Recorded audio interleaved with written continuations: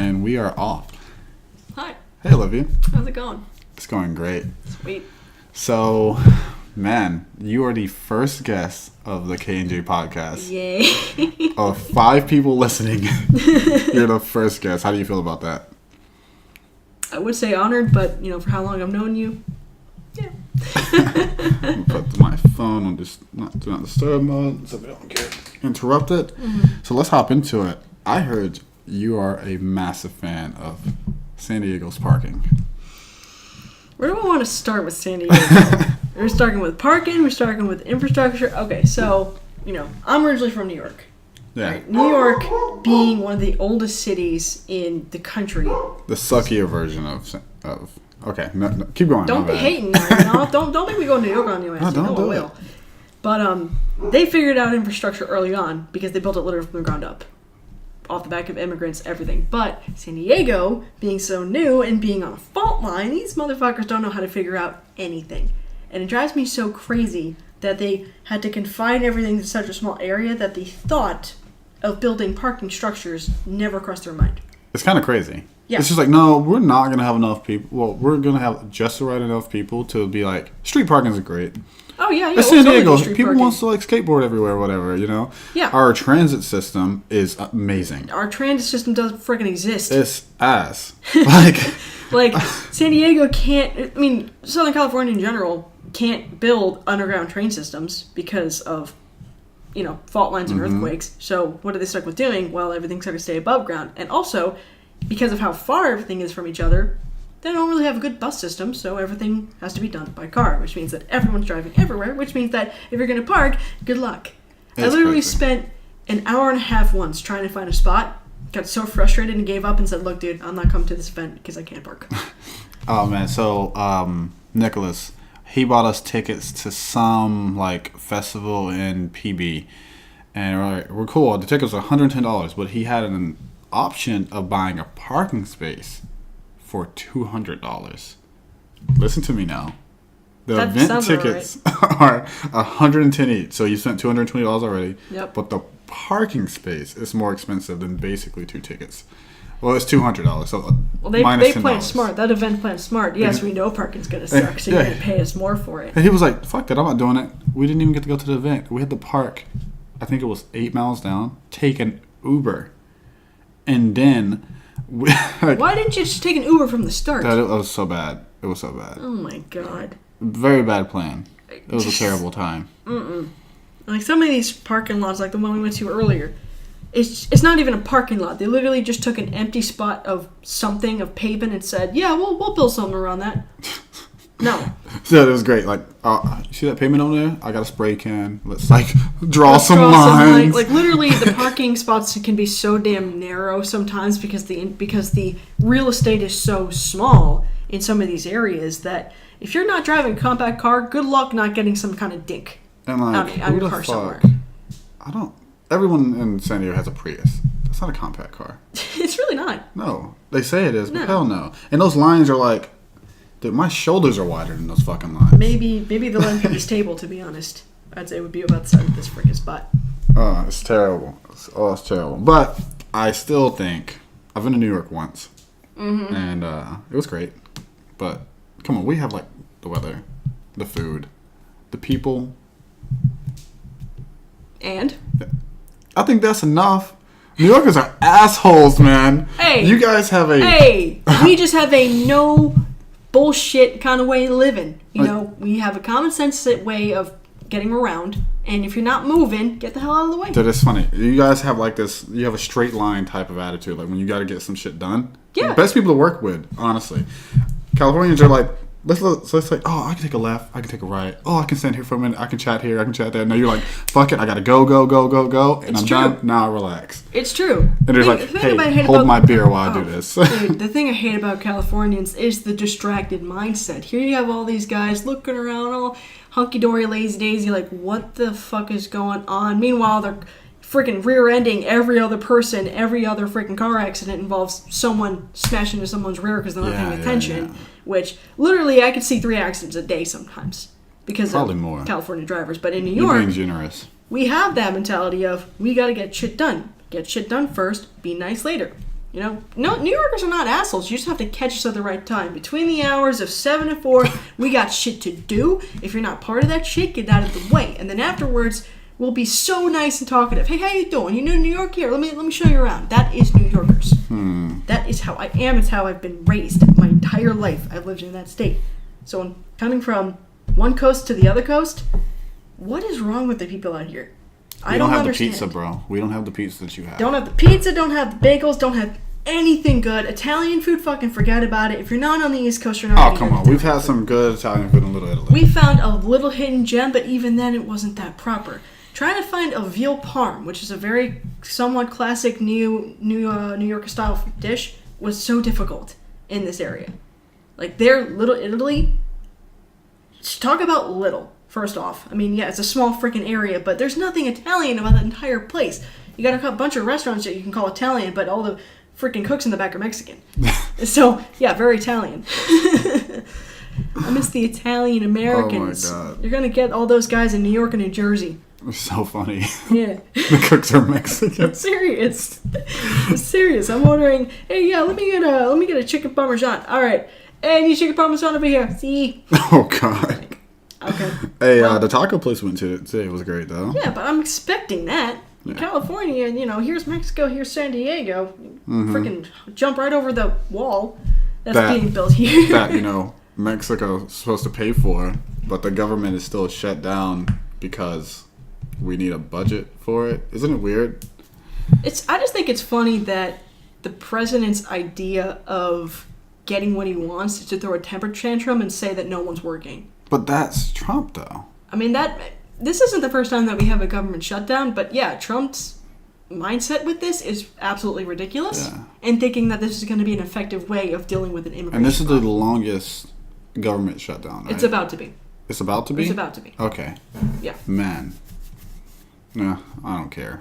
I do, but I really don't. The defense budget doesn't get affected by it, so at least we're still getting paid. But we got almost 1 million people out of the work right now, but all because of a wall. And they almost raised exactly the budget that they need to even get this started. But it's not going to fix the problem. You know, Mexico is not a stupid country. They're very effective in how they want to get things into our country. I mean, the cartel runs that country. And we have the means to stop them, but don't, because of other reasons I probably shouldn't stay, because controversies. But if they really want to get shit into the country, they will. Yeah. They're not going to stop. Yeah. So everyone's dirty. That's like, I know, I had a uncle that was an FBI agent. He used to be like, look, bro, everyone's dirty. DEA, enough said. Just The DEA might as well be in the pockets of the cartel sometimes with the way that this shit keeps happening. If we really wanted to shut down the cartel, it could have easily happened years ago. Easily. But, you know, in a way, by keeping stuff kind of in order, we are kind of getting some semblance of, you know, reward off of that a little bit. This is a little off subject, kind of. Is weed legal in New York? Weed? Yeah. Is cannabis over there yet? They were talking about that for a while, but not yet. Not yet? Huh. Not yet. Let me look this up. I know Colorado is, I know California is, even though they did revoke it for a couple of years and then brought it back. Same with gay marriage. Where? California. I didn't know that. Yep. I thought it was just like always open. No.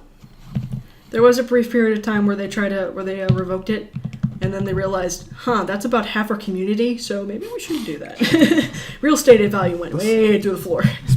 Let's be smart here. Yeah, exactly.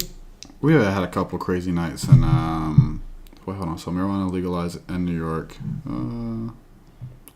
So they're thinking about it. Yeah, they have been for a couple of years. They're thinking about it. I mean, in hindsight, imagine the economic boost we could get if we did legalize weed. So many people would go into shops to buy that, especially if it was federally controlled. All that can go right back into government funding, into taxes. It's amazing the turnaround. I think they're trying to do that in Canada, where it's federally controlled. Like you can't distribute it, but we can. Like it's just like cigarettes in a way. But yeah, man, it's kind of crazy to be like growing up. My entire life, I was told by the government, "Don't smoke weed. Don't smoke weed." don't smoke weed. You know why that happened? Well, though, two reasons. Yeah. So first being the paper companies. Mm-hmm. Hemp is cheaper than paper. Yes. And naturally, the paper company is basically its own kind of monopoly, saying to the politicians, "We don't want hemp because hemp is bad for our business, so don't utilize it." But the other one was actually in the I think I want to say the 40s, between the 40s and 60s. Politicians at the time who were trying to run were utilizing weed and racism as a way to get votes, because they would tie weed to Mexicans, actually, to make it look like a negative. So people started voting against the drug because they related it to the racism of the time, which was pretty adamant. Interesting. Yep. So that's how that whole thing really actually started. I always like, you give me some new knowledge every time I talk to your ass. It's like, how do you know these crazy facts? I'm so full of random knowledge. Like, I hope I not get any hate the first time on the podcast here. Oh, that'll be okay. You can hate me. I'm not racist, people. I'm just saying this is exactly what happened. Look it up. It's a fact. I mean, the only thing I'm racist against is San Diego infrastructure. So Can bad. I just talk about how high these motherfuckers must have been when they designed these freeways? Dude, how do you go from one freeway that merges into another freeway? This is exactly what happened. I got it. So they gave a 4-year-old a bunch of Legos, right? Shook it up in a box. Mm-hmm. He dropped it. They picked up the toys and he pushed it over. And they were like, dude, that's our infrastructure plan. That's what I think. It's like, I see bridges over here. No bridges. No bridges, just road. I've lived here for 4 years, and they've been doing construction on the 163 for 5. Yeah. And they haven't made a bit of progress. It was like, how do you milk this so much? Who's paying you? Why? This is why state taxes are fucking through the roof here. Yeah. It was like, what the living fuck? I need to see some progress. See, and that's another thing you can get from New Yorkers. We know how to get shit done because we know how to utilize the right times of day for this shit. California, they're just trying to work throughout the entire day, but you can't do that between 7 to 9 and 4 to 6, especially because, the roads are constantly utilized. And because the state relies heavily on pedestrian traffic, pedestrian flow to kind of get to work throughout the day, you have a lot more cars driving on the roads versus New York City, where they shut down an entire subway line for a day to do work, and it's done. In a day. No, we're efficient. They're just like, hey, we're going to cut off these 4 lanes and a 5 lane, and we're going to just congest the traffic for about, 4 weeks. In the middle of the day. And then we're going to take the cones away, and then guess what? We didn't do shit. They don't utilize night work, really, and that's kind of dumb, because night work is the best way to get anything done properly. Like in LA, they kind of are picking up on that better, but in San Diego, I've yet to see them really do night construction. I don't know much about LA. I just know I was there for a jiu-jitsu tournament, and the traffic was so awful. I remember my coach was like, hey, you got to leave 6 hours early. I was like, what are you talking about? He's like, traffic. And I was easy 2-hour drive, and then boom, stuck in traffic for 3 hours. That goes back to my whole conversation about the fact that they don't have public transportation. They have a trail or a tram, but they can't build anything. You have Elon Musk that's building that underground tunnel, the 2-mile tunnel, which is done and almost open. His crazy mindset was to create a shuttle system for cars where they drive onto a little docking station and get zoomed through the entire tunnel. Right now, it's just a road, which it's not going to fix the traffic issue. It's just going to have, great, and we have traffic underground. It's not going to stop. As long as traffic remains so high with how many cars required to go in and out of LA, especially since the entire time that I lived here, it's only been 2 roads the entire time because of half of it being construction, half of it digging up something else. Something. I don't even know what it is. I seriously think they're just making it up now. It's like, yeah, we gotta do construction over here. On what? We just have to. Something. We just have to. No, it's not even something. Something. Yeah, no? there's something. Something. There's something. It's so frustrating. And mix that with distracted drivers. In the 2 years that I have lived in this state, I have never seen so many accidents in my life. It's pretty crazy. It's really crazy. The fact that literally every time I drive somewhere, I always see a car pulled over on the corner with their front end completely busted in and someone's back completely busted in. Okay, you're a dumbass who was probably texting and speeding at the same time, and this guy maybe either broke or you just rammed into his ass. but that is the number one accident. And because of that shit, I became such a nervous driver in this state. Yeah. You had an accident about a year ago, right? It wasn't really an accident. It was just kind of a light tap, to be honest. Because, but that one wasn't my fault. That was a case of this lady decided to step on her brakes with nothing in front of her when I was already going maybe about 60, 70 at most. And by the time I hit my brakes to slow down, I hit her about 20. I'm like, she pulled over. We pulled over. And she had the audacity to try to pull this shit that I scared her kids. And I'm like, lady, why did you brake? There was nothing in front of you. Why did you slow down in the middle lane of the freaking 5? What did you think was going to happen? I was paying attention. I just had an old car, so the brakes were slower. I think, in California, if you do hit from the back, you are automatically at fault, right? Automatically. Yeah. Which, is a win-lose in that situation, depending on what happened. Yeah.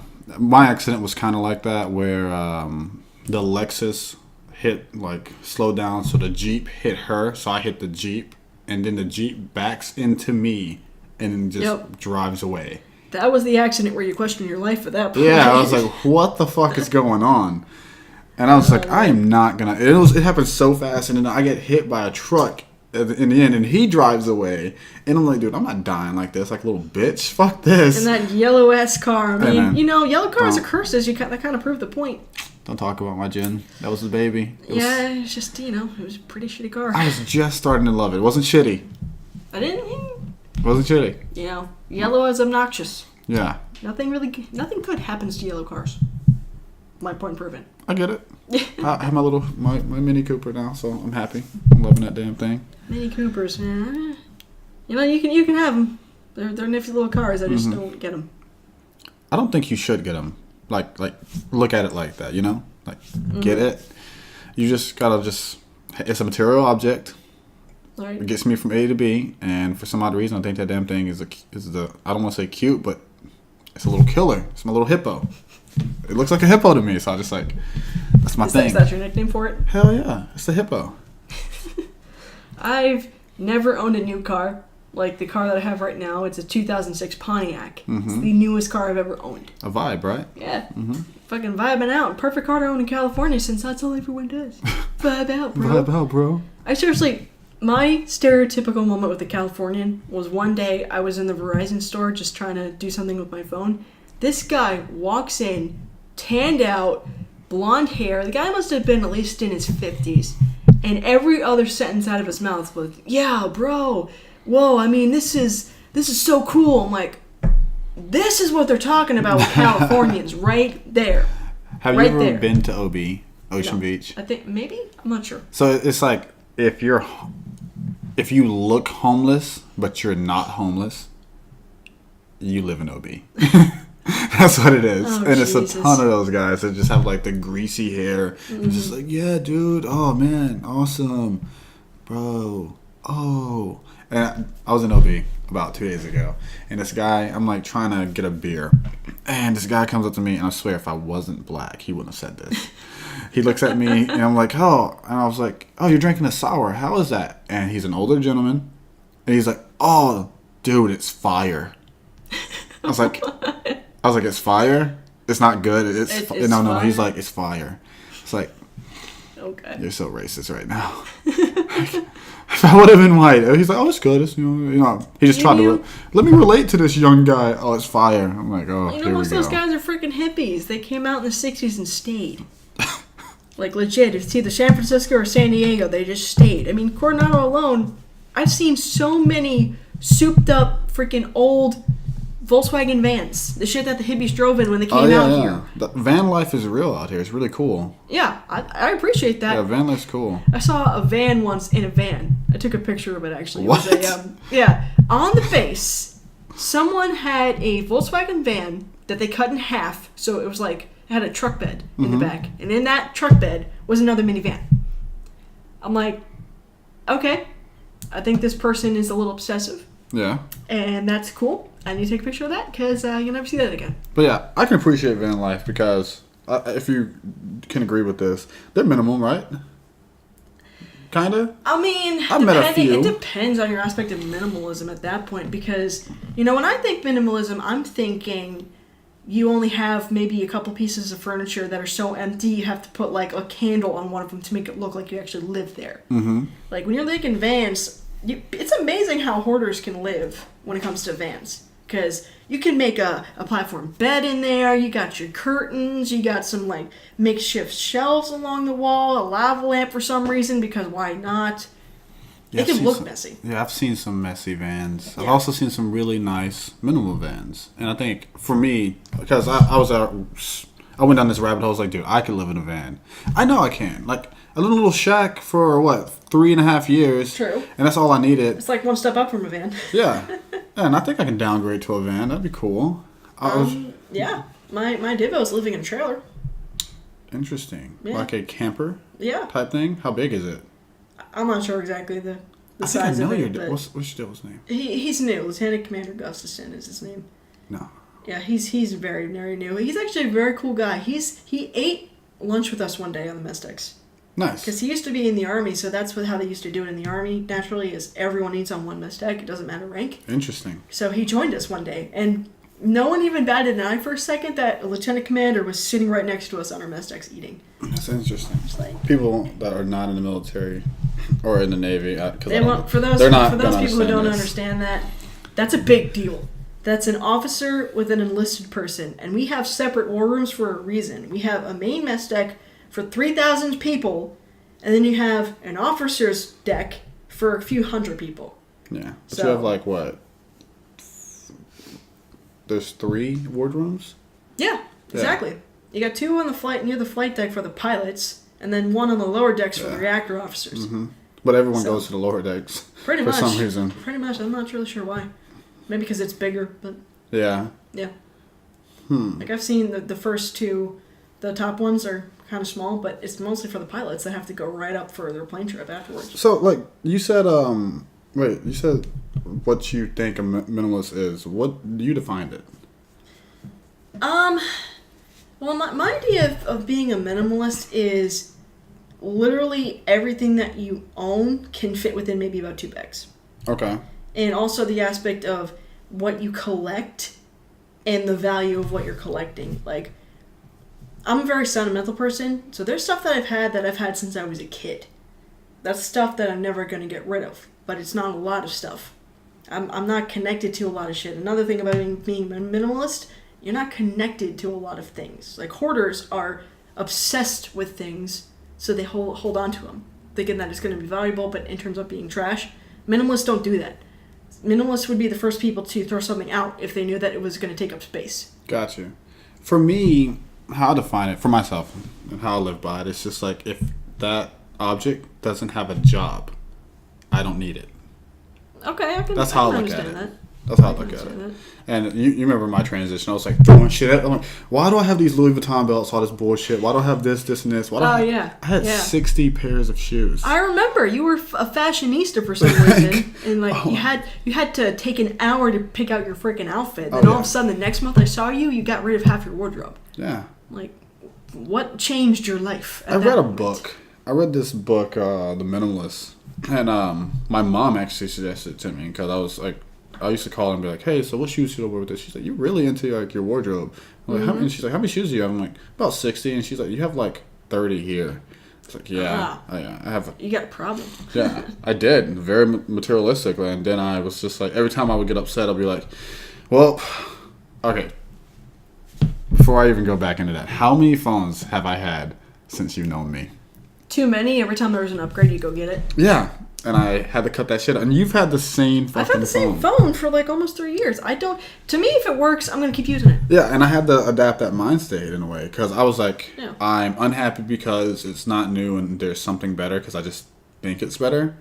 And I just have to do it because I don't know. That's how the industry works, though. That's how it keeps working. Mm-hmm. You know, the industry, whether it's fashion, whether it's materialistic goods, utilizes a hypnotic system to keep people from wanting to buy what's new, using trigger words, using repetition, constantly emphasizing this is what's going to make you look cool.